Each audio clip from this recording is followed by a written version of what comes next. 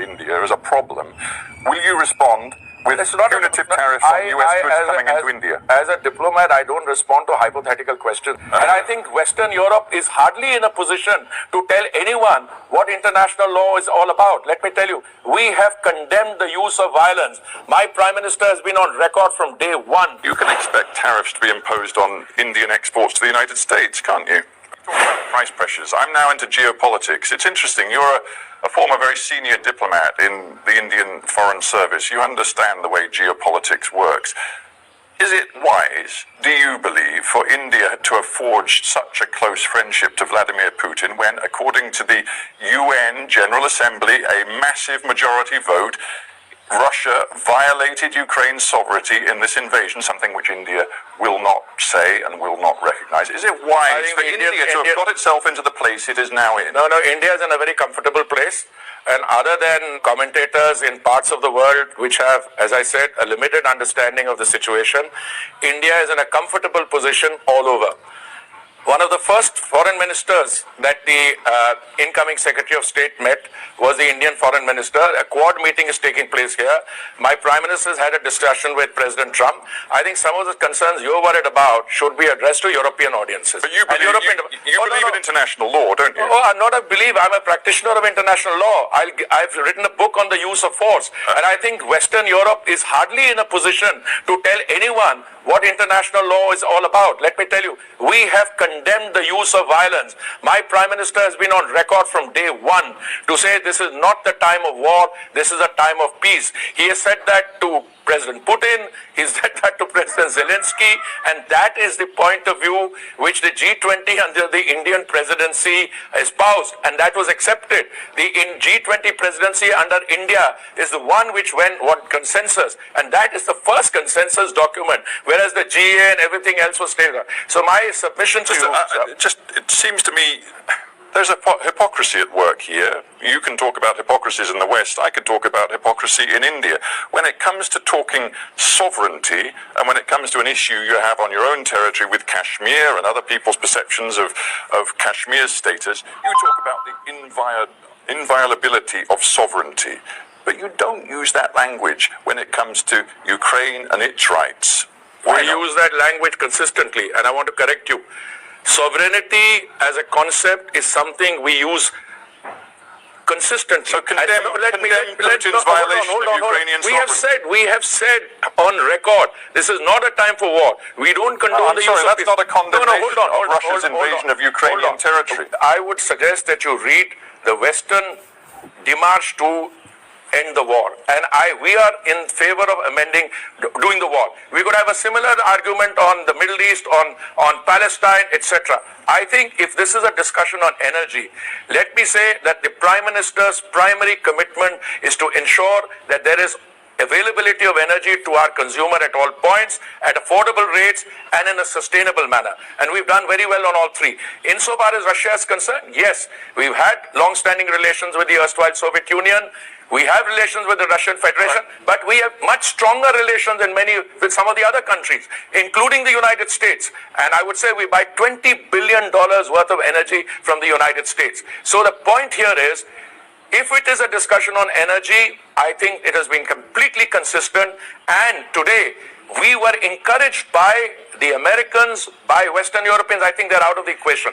They're no longer part of it. Minister, I'm going to stop you for a sec, because you've turned the conversation toward America, which is interesting, because Donald Trump, of course, is now in the White House. Donald Trump is determined to use tariffs as and when necessary to change the balance of trade between the United States and key trading partners. He has described India as one of the, quote, kings of tariffs around the world. You can expect tariffs to be imposed on Indian exports to the United States, can't you? Let me give you a primer on tariffs. Countries are bound by their international obligations. What makes me very happy about what President Trump is saying, and I'll come to tariffs in a minute, he has called for more energy being made available in the world, for the other producers to lower the energy prices. If that happens, the global economy picks up, there's more trade, there's more economic activity, interest rates come down, etc. Insofar as tariffs are concerned, please read carefully what he's saying on energy. it is an attempt to leverage in tariffs also. What he's saying is, if we are a $23 trillion economy and we have open markets and other countries impose high tariffs on us, well, there are two kinds of tariffs. One are tariffs which you bound under successive rounds of multilateral trade negotiations, and there are tariffs which you have not bound. Now, if countries are raising their non-bound tariffs or their bound tariffs, there are consequences on that. Insofar as the president is concerned, he will impose tariffs. Hang on, let's keep this conversation as simple as possible. If the United States goes ahead with threats to impose tariffs on countries like India, and he has fingered India as a problem, will you respond with punitive tariffs on US goods coming into India? As a diplomat, I don't respond to hypothetical questions. India is a $4 trillion economy, and India will safeguard its interests, whether it does through negotiation to avoid the tariffs or it does through retaliation. It's not for me as the energy minister to speak on. Whether you should have a conversation on that to whoever is designated to exercise that authority. Here's another issue you have, and as Minister for Petroleum and Natural Gas, you have to consider it very carefully. How does India square its commitment to massively grow the economy and therefore to use much more energy, fossil fuel energy, over the coming years, and at the same time meet its commitments, admittedly in India's case, long-term commitments to decarbonisation? How are you going to do it? India is the one country I am aware of which has met its Paris commitments, point one. India is the one country where the sustainability transition is better than elsewhere. From 2014 to today, we've got 20% biofuel blending, we've got a massive green hydrogen program, and we are today moving in a situation where on all fronts, the decarbonization debate is succeeding. But the problem you've got is that you're still massively reliant on coal, the dirtiest fossil fuel for your power. Hang on, let me just finish the point. Coal still generates 75% of India's power. And you're still building new coal-fired power stations. Again, let me just tell you, power for electricity only accounts for 17% of our overall energy.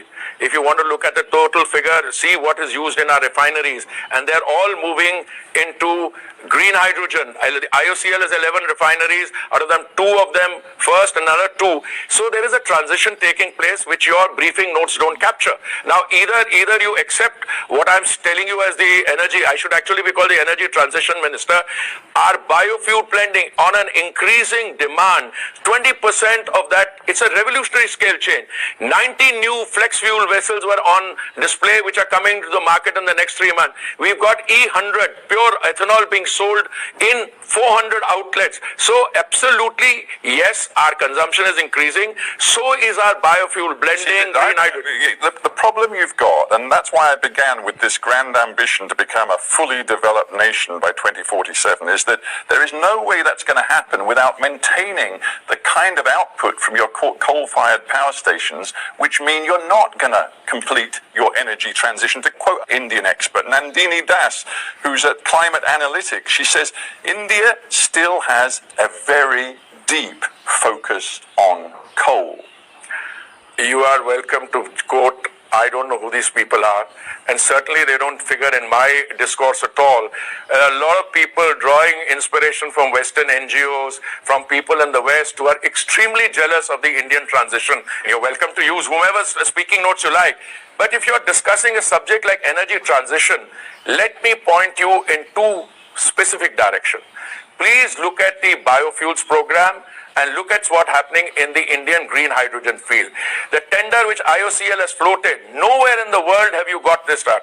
The first day I had a meeting with the then Energy Secretary of the United States, Jennifer Greenhalgh. She said the minute we can get to 1 for 1 for 1, that is 1 kilo of green hydrogen for $1 in 10 years, the energy side.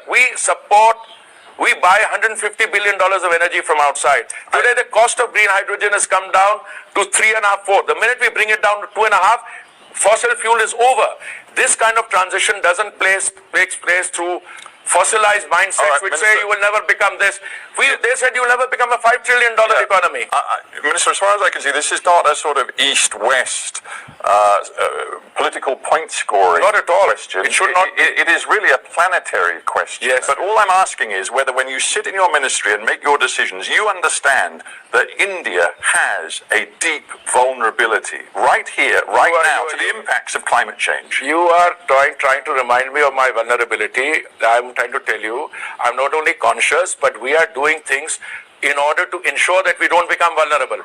Today, India is one country which has met its Paris commitments. You should be, as a global news output, addressing those countries which are pulling out of climate change, which want, etc. Today, no one is questioning the transition. In order to meet the transition, you have to survive at the present. Please concentrate on those countries where clean cooking fuel is not available. We are supplying to 1.4 billion people clean cooking medium, LPG or natural gas at as little as 5 rupees a day to beneficiaries or 15 rupees a day to non-beneficiary. These are the advances India is making, where 30% of the rural population, even in advanced countries, okay, they use firewood, they use this thing. So I don't know how you're going to divide. Right. We will have a health system, healthcare system, Minister, education system, which will have all the ingredients and coordinates of a developed economy much before 2047.